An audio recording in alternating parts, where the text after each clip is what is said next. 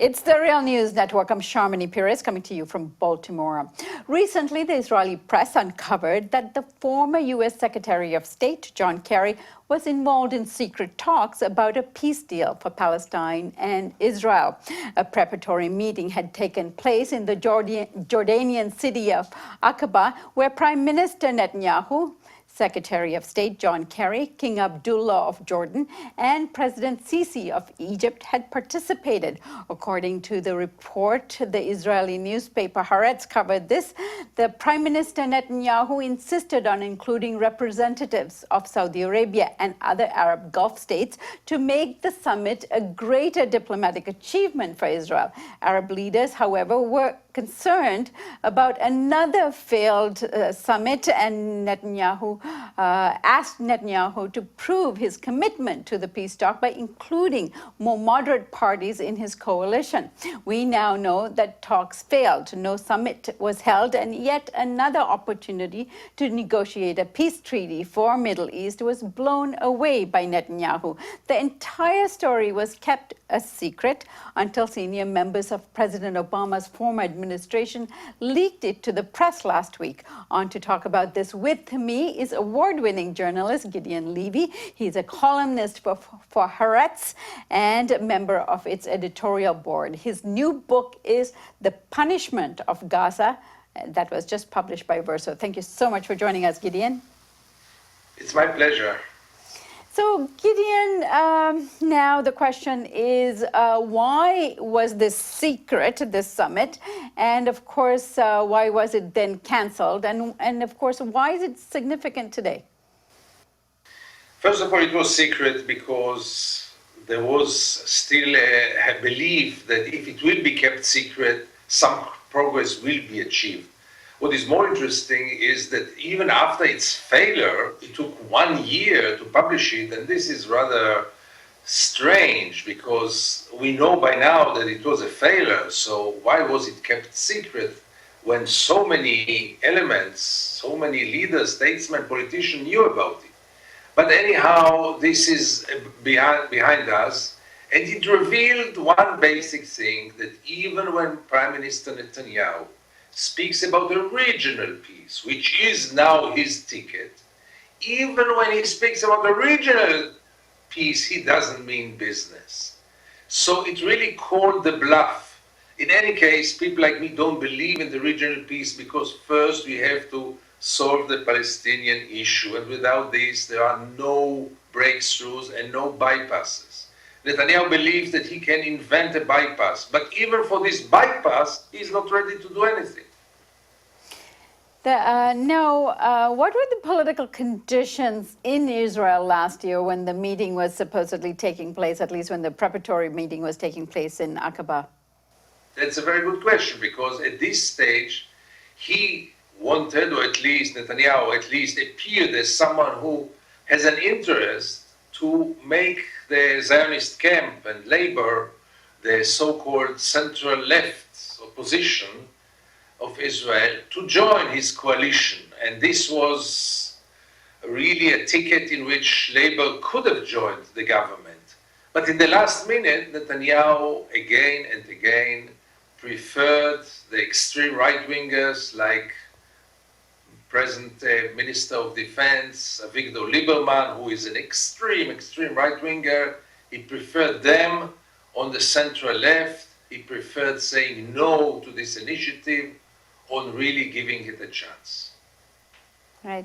Gideon, you recently wrote an article in Haaretz, it was an opinion piece about Isaac Herzog's detailed 10-point plan, and you said he should add an 11th one. Give us a sense of what was his proposal in terms of a peace between Israel and Palestine, and what was your 11th point?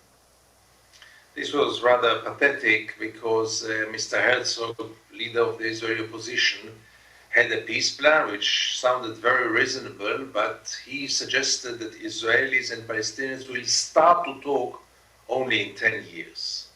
And this was really, for me, more than pathetic, and therefore I suggested to accept this plan as it is, but to add just one more article to this plan, to this 10 points plan, one more point. And the point says that Mr. Herzog will stay in a cage for those 10 years. He will be supplied by food, and if he will behave himself, he will even get some cheeses or some other special delicatessen. But nobody will talk with him unless he will behave himself for another 10 years in the cage. And then maybe after those 10 years, someone will discuss with him about improving the cage, maybe building some new devices in the cage. That's what Mr. Herzog offered the Palestinians. Maybe even narrowing and making the cage a bit smaller every day would also be, I think you are here trying to amplify the conditions of Palestinians. And I thank you for that. Can we now shift our focus to US foreign policy towards Palestine? Now, Netanyahu was recently in Washington, hobnobbing with the new administration, and of course, Netanyahu, we know, according to a New York Times article recently, it has a close proximity to the new administration by way of Ivanka Trump's husband, Jared Kushner, who apparently, his family has received Netanyahu years ago, and Netanyahu has actually slept in Jared Kushner's bed on visits to the family. Now, given this close proximity, how do you think relations with Israel, particularly in relation to Israel-Palestine, will pan out with this new administration? First of all, this new administration is very clear about its attitude toward Muslims, toward Arabs, toward Palestinians, toward minorities, and toward the weak ones. And from this point of view, it's very clear that the Palestinians have nothing to accept and nothing to expect from this administration, for sure not an understanding to their tragedy. They will not get it from this administration. But having said this does not mean that Israel will be having a carte blanche to go crazy, to buy more settlements without any restriction, to launch more attacks on Gaza without any restriction. This so-called wet dream of the right-wingers in Israel seems right now quite skeptical, even though Netanyahu slept in Kushner's bed. By the end of the day, it's about interests, not about children's games.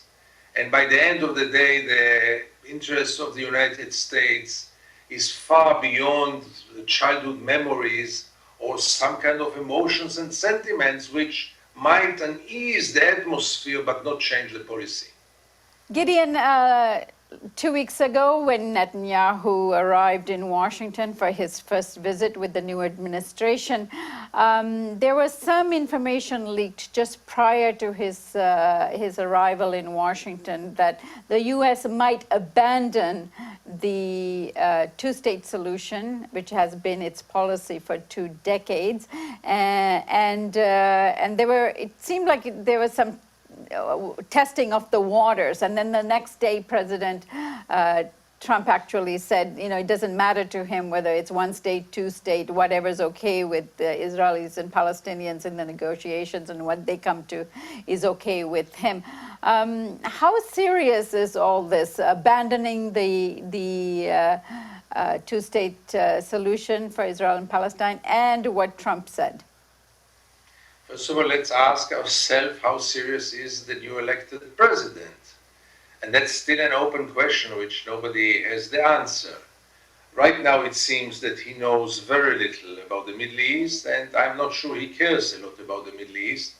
But in any case, I doubt it very much that Donald Trump knows the consequences of a two-state solution, knows the probability of a one-state solution. In any case, by the end of the day, 2 decades, as you just rightly mentioned, 2 decades of American efforts, or so-called efforts, to bring to a two-state solution.